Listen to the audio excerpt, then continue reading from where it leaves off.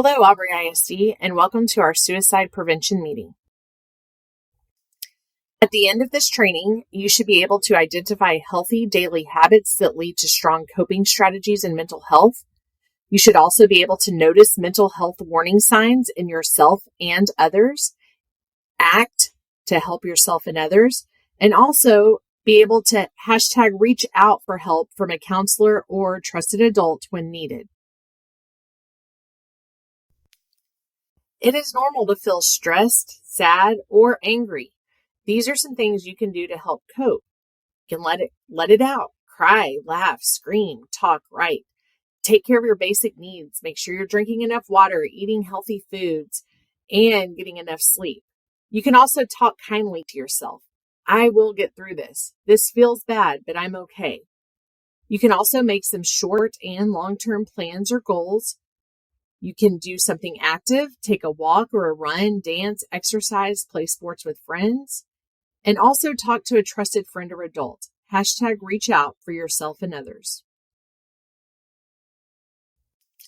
There are some warning signs that you may notice in yourself or others that could be a sign someone is having thoughts of suicide. You might notice a change in their mood, such as acting irritably. They may appear angry, lashing out at yourself or others. It could show a flat affect, meaning they don't express any emotion. They could seem nervous or anxious. They might be withdrawn and feel lonely. They may look sad more often than usual, or they may feel like a failure. You might also notice a friend talking or posting about wanting to die or not be here anymore, wanting to go to sleep and not wake up. They may post about being a burden to others, or that no one notices them or would care if they were gone. They may post a goodbye message to friends or family, or they may talk or post about feeling hopeless or useless. Other warning signs include changes in behavior, such as isolating from friends, eating or sleeping more or less than usual, not caring about things that they used to care about, using drugs or alcohol, giving away their belongings, skipping school, or engaging in dangerous or risky behaviors. One way to remember how to help a friend or classmate who has shown some concerning signs is to remember the acronym ACT. A stands for acknowledge. Recognize that your friend might be struggling beyond what's normal and that they need help. C stands for care. Care enough to ask your friend how they're doing and let them know what you've seen that you're worried about. T stands for tell. That means encouraging your friend to talk to an adult they trust or talking to an adult for your friend. Even if your friend wants you to keep a secret, it's more important that they are safe. It's important that you let an adult know immediately. That could be a parent, friend's parent, or even the police if you think there's an immediate danger. When you're at school, you can go directly to the school counselor, nurse, teacher, or another adult you trust. When you're going through a difficult time yourself, it's important that you take a moment to pause. Acknowledge that you might be struggling and need some additional support. Show some care for yourself too. What coping skills do you have in your toolbox that can help? Make sure you let someone know that you're experiencing some difficult thoughts or feelings so that you can get additional help that you need and deserve.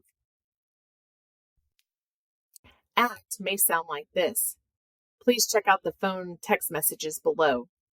Always make sure a trusted adult knows and that you keep checking in with your friend.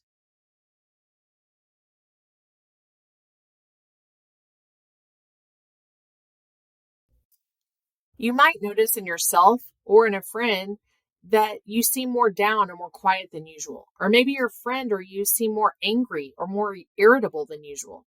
These are things that you would notice when you or someone else is having a bad day. But sometimes it's more than a bad day and your classmate or your friends are truly struggling with their emotions. You might wonder, am I overreacting or should I trust my gut? Even when your gut tells you something's off, you might think of a lot of reasons not to act on your instincts. Maybe you're worried you misread the situation or that you're overreacting. Maybe you tell yourself that your friend is just having a bad day. You might feel conflicted. One voice in your head is like an alarm going off, telling you that something's wrong, while another voice is saying, just wait and see, or they'll be mad at you. How do you learn to trust your instincts and pay attention to your inner alarm? Remember that checking in isn't the same as prying. When you check in with your friend, share what you've noticed. Invite them to be open about what's going on. Also, telling someone else your concerns isn't gossiping. There are times when it can help to talk to others in your shared friend group who you know truly care about your friend, and they may have also noticed what you've noticed. Also, trust your instincts about your friend and about yourself. Just as you should trust your internal voice when it comes to your friend's mental health and well-being, you should trust your instincts if you start to feel that you are struggling. Caring for friends and loved ones can be taxing on your own mental health, especially if you feel like a lone support or if the challenges your friend is facing feel overwhelming or trigger your own struggles. While talking to someone who has a shared experience with you can be really comforting, it might lead to you feeling distressed. You're not a failure if you can't handle everything on your own. If you feel like you need your own support, don't be afraid to reach out. When you notice that a friend is struggling and you're at school, you should take their cry for help seriously. Listen and be there for your friend. Never keep this secret. Stay with your friend or classmate. Immediately and in person, notify a teacher, counselor, or other adult in the school. Continue to check in with your friend and let them know you care. If you are not at school, you should still take their cry for help seriously and let an adult know. But you should immediately notify their parents first by calling. Never rely only on a text or email. If you are unable to get in touch with your friend's parents on the first try, call 911 for help.